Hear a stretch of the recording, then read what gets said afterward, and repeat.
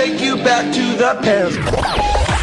He's gonna take you back to the past to play the shitty games that suck ass. He'd rather have a buffalo take a diarrhea dump in his ear. He'd rather eat the rotten asshole of a roadkill skunk and down it with beer. He's the angriest gamer you've ever heard. He's the angry Nintendo nerd. He's the angry Atari Sega nerd. He's the angry video gamer.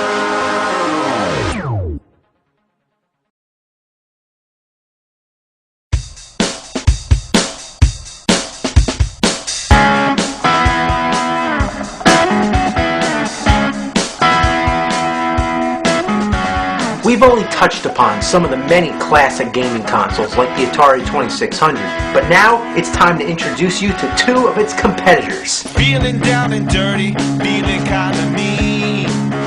Exhibit A, the Intellivision. I've been from one to another extreme. Exhibit B, the ColecoVision.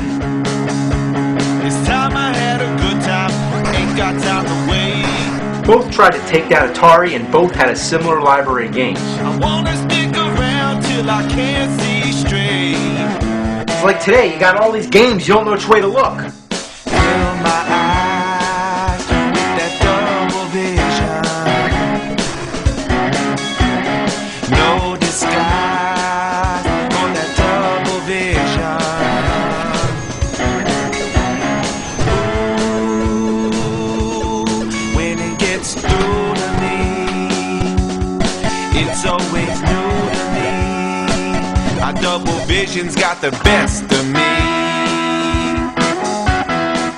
First, we're going to talk about the Intellivision. It was test marketed in 1979, but officially released in 1980. Notice its fine wood texture. Everything back then was made of wood. You know the Stone Age? Well, that was the Wood Age. The Intellivision came from Mattel Electronics. Now you know what else they made? The Power Glove. Now that's a bad sign right there, but it was a great game system for its time. Now, I'm going to whip through a bunch of random games, mostly shitty ones, but I'm going to tell you right now, I have 3 common complaints. Number 1, many of the games are very similar to other games, and often they're blatant copies. Number 2, without instructions, they're difficult to understand how to play. Number 3, the controls suck ass. And in this regard, the main problem is the controllers. Why a numeric keypad? This is a video game controller, not a phone. Then there's 2 little buttons on each side, which are usually the fire buttons. It's awkward to handle. And rather than a joystick or a control pad of some kind, you get this weird disc. Sometimes in the heat of the game, you can actually jam your fingernail on it. It also acts as a button, so in total, that's 17 buttons. And for games this complex, you really need that many. When you pop in a game, the first thing you do is try every button before you figure out which ones do anything. Most of them don't do jack shit, and it's different for each game. That's why many of the games come with overlays. You slide it over the keys, and now you can see what they do. It helps out, but damn, what a shitload of fuck. And the games barely fit in the cartridge slot. It's like trying to stick your dick in a Cheerio. So this is Space Battle. Sounds promising enough, but okay, what's this? None of the buttons do anything but make fart noises. And the overlay has a bunch of Triforces. Is this where they came from?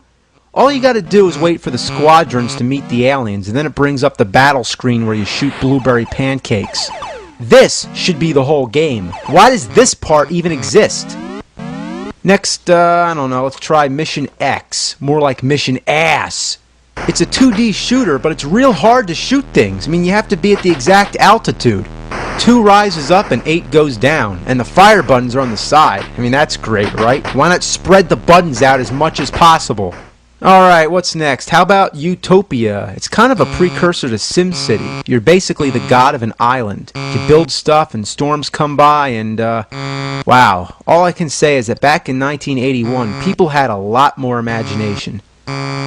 Okay, how about He-Man? Oh man, I thought it was going to be He-Man. So you're flying around in the Wind Raider shooting at stuff. I think on the ground that's Skeletor.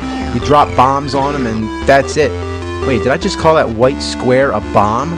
See? That's using your imagination. Vectron. In the 80s, everything was Tron. Megatron, Voltron, Tron the movie. You get the idea. This is a weird game. The first challenge is to figure out which of these indescribable objects you're controlling. So, guess what? I think you're this green V. You can shoot at stuff, but you can't move. And that's just fantastic, because there's a big gleaming box immediately blocking your path. I'm not gonna lie, I don't get it. Now speaking of Tron, here we have Tron Deadly Discs. You just run around throwing shit at people. Seems like it would be a fun little game, but what ruins it for me is how ass the controls are. Rather than having one simple fire button and aiming with the joypad or disc or whatever, the keypad determines which direction you shoot.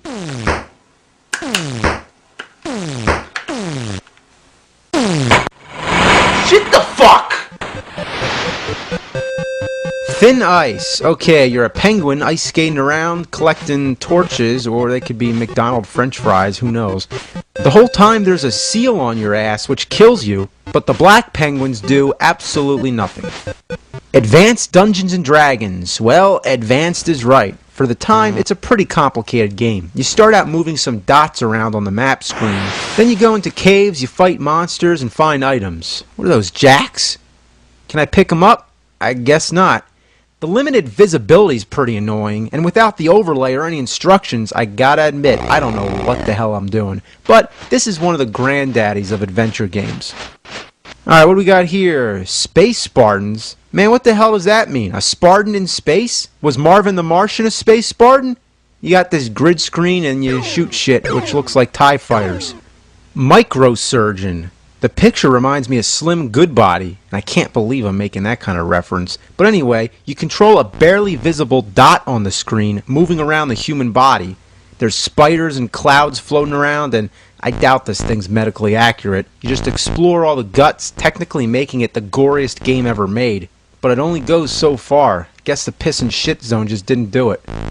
Frog Bog. You're a frog and the goal is to eat as many flies as you can. It's the same thing as Frogs and Flies on the Atari 2600, but the graphics are way better. On Atari, the flies are just flickering dots. However, it's more fun to play because of its fluid control. It's a fine example of better graphics don't make a better game.